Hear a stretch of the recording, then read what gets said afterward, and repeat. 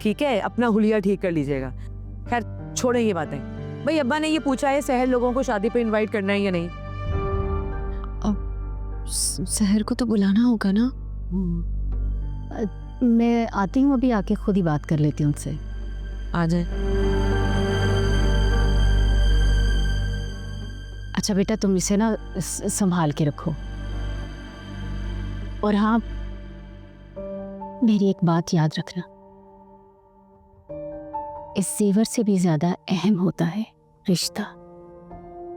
रिश्ते को बहुत संभाल के रखना होता है, कदर करनी होती है, हिफाजत करनी होती है।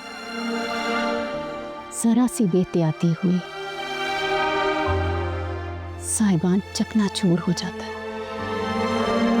अम्मी प्लीज, आप डराए तो नहीं?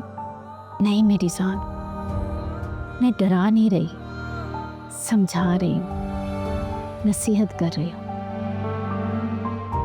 अब तुम्हें अपनी जिंदगी उनकी मर्जी के मुताबिक गुजारनी होगी। जैसे वो कहेंगे वैसे करना, ठीक है? हमेशा खुश रहो,